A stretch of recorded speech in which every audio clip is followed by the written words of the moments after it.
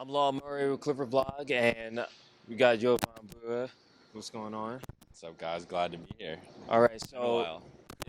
it's been a while for all of us. We obviously have never done this before. So we're here because the Clippers and the Orlando Magic got together on a Saturday night, last of a 6-game homestand for the Clippers, and somehow the Clippers found a way to get out of this one with a win, 103 101. Jamal Crawford had 32 points, almost a season high. It's his second 30-point game of the year. He's been struggling a lot this year, only shooting about 35.6%, but he had 16 points in the fourth quarter, and he made 6 of 9 threes tonight. Yeah, I thought that this was the best version of Jamal. This is the version of Jamal you want. Doc kind of alluded to it after the game that he wasn't taking as crazy of shots as he can sometimes take, and I think with Jamal you're going to get the good and the bad.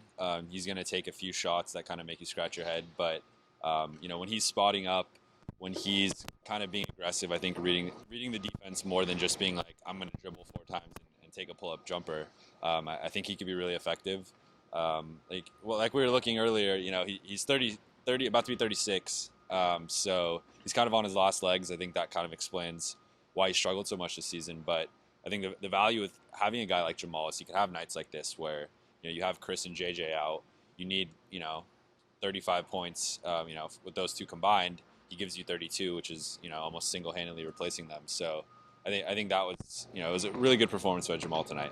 I think the bigger side really is winning, to be very honest. If I had the same game and we lose, it doesn't mean as much, So I just thank God. But I think my teammates and coaching staff and people around the organization, they shoot it. They've seen me long enough, that 4-3 and my whole career, pretty much. I'm sure every scorer at some point goes through a rough shooting patch. It's kind of part of the deal, But I think how you come back from that shows a lot about your character. But it's not just me, it's his whole team.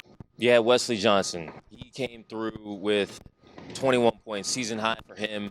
He made 6 of 12 threes. He's never in his career taking 12 threes in a game. It's his 6th season out of Syracuse. This dude was a top 5 pick.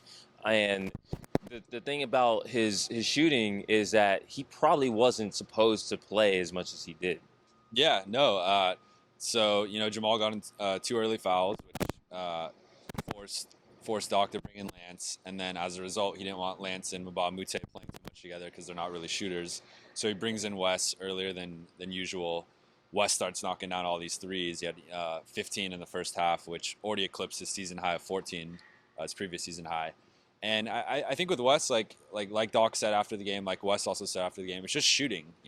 There's times when he passes up shots, when he's kind of timid, and I think for a guy like him, you can't be timid. You have to know that if you're open or have a chance to get a shot off, you take that shot. And I think with him tonight, it was all about assertiveness. He was assertive. 6 of 12. I think he only took threes tonight. He didn't take any other shots. And we don't expect him to hit 6 threes a night. That's Stephen Curry level.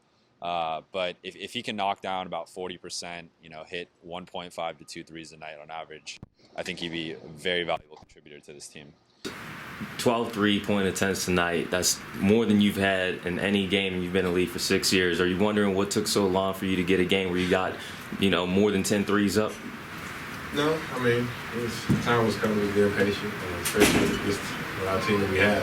Everybody's unselfish. They're ready to get the ball up, and that was just one of the things they tell us. You're ready to shoot. We're coming. Don't care if you shoot 20, 30 shots, as long as you shoot the ball. So that's good for them to have. What happened was Jamal gets those 2 fouls, and now you bring in Lance, and now we need more shooting on the floor, and that's why we brought Wes in, because we still needed somebody to space the floor for us.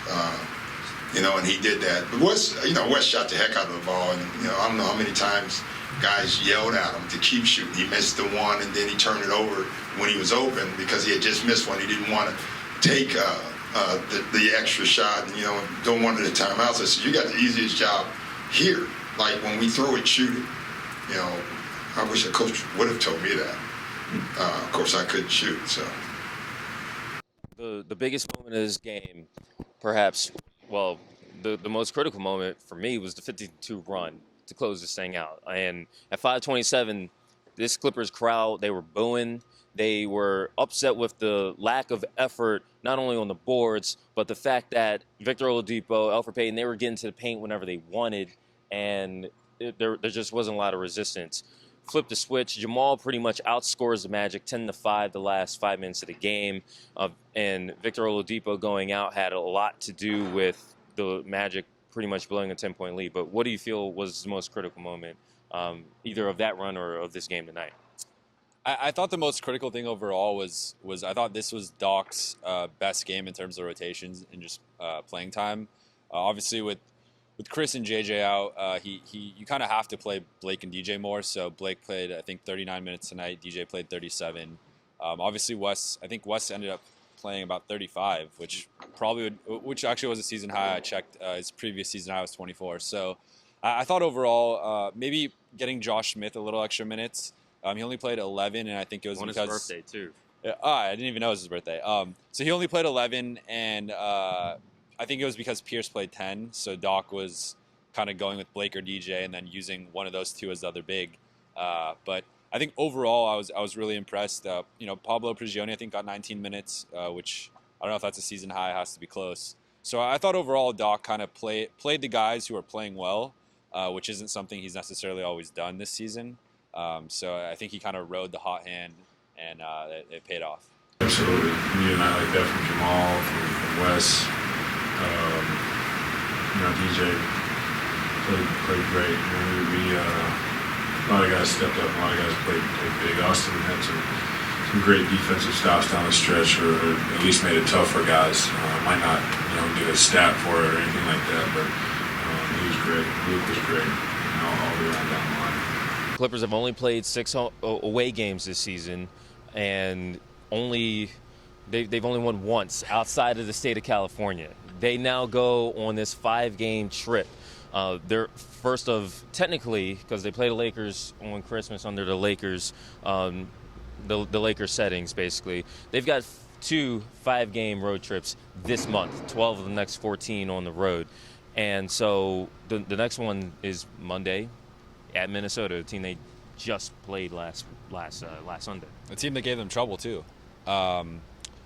So I think this is kind of make or break time, not to be too cliche or put too much pressure on the next 10, 12 games. But at 11-9, I think you're starting to see in the West kind of there's the Warriors, there's the Spurs, probably the Thunder, and then there's kind of just this middle of the pack teams. I think the Clippers need to establish themselves kind of on that echelon with the Thunder, maybe even with the Spurs if they can reach them. But I don't think hanging around 500 is what any of us expected.